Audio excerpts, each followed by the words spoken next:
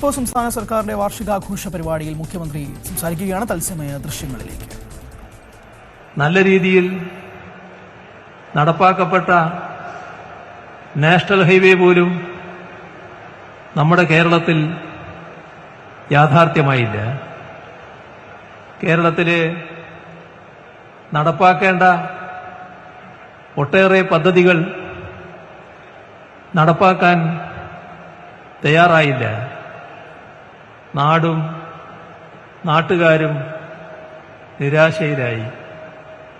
എന്റെ നാടിങ്ങനെയായിപ്പോയി, ഇതിൽ നിന്ന് ഇനി മാറ്റമുണ്ടാവില്ല, ആർക്കും ഇതിനെ മാറ്റിമറിക്കാനാകില്ല എന്നെല്ലാമുള്ള ശാപവചനങ്ങൾ പലരും ഉരുവിടുന്ന ഘട്ടം.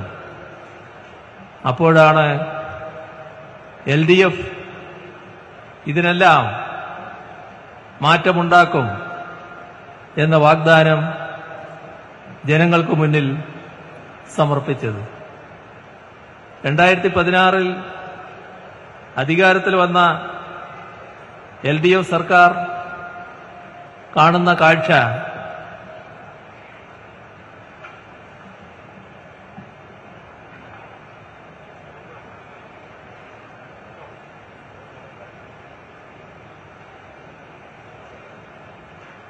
നമ്മുടെ സംസ്ഥാനത്ത് നാഷണൽ ഹൈവേ അതോറിറ്റിക്കാര് സംസ്ഥാനം വിട്ടുപോയിരിക്കുന്നു.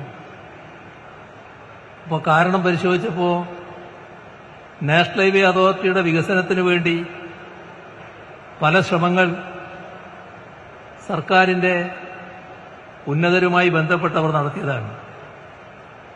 അക്കാര്യത്തിൽ ഒരു പുരോഗതിയും ഉണ്ടായില്ല. നമുക്കെല്ലാം ഓർമ്മയുള്ള കാര്യമാണ് അതുമായി ബന്ധപ്പെട്ട് ഉയർന്നു വന്ന അനാവശ്യമായ ഒട്ടേറെ തർക്കങ്ങൾ. സാധാരണ നിലയിൽ ഒരു പദ്ധതി നാടിനു വേണ്ടിയുള്ളതാണെന്ന് കണ്ട് പദ്ധതി നടപ്പിലാക്കാൻ വേണ്ട നിലപാടാണ് സംസ്ഥാന സർക്കാർ സ്വീകരിക്കേണ്ടത്. പക്ഷേ നിർഭാഗ്യകരമായ ഒരു സമീപനമാണ് കേരളത്തിലെ UDF സർക്കാർ അന്ന് സ്വീകരിച്ചത്. അതിന്റെ ഭാഗമായി പദ്ധതി തടയപ്പെട്ടു. ആ ഘട്ടത്തിലാണ് UDF സർക്കാർ എല്ലാ രാഷ്ട്രീയ പാർട്ടികളുടെയും യോഗം വിളിച്ചത്. എത്ര വീതിയിൽ നാഷണൽ ഹൈവേ വേണം എന്ന കാര്യത്തിൽ അഭിപ്രായം രേഖപ്പെടുത്താനാണ് യോഗം. ആ യോഗം ഏകണ്ഠമായി തീരുമാനിച്ചു 45 മീറ്റർ വീതിയിൽ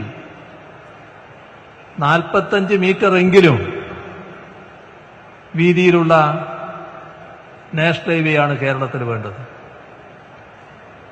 എന്ന് പറഞ്ഞാൽ ഗവൺമെന്റിന് സർവ്വാധികാരം കൊടുക്കുകയാണ് നാട്. പക്ഷേ ഗവൺമെന്റ് എന്നിട്ടും അനങ്ങിയില്ല.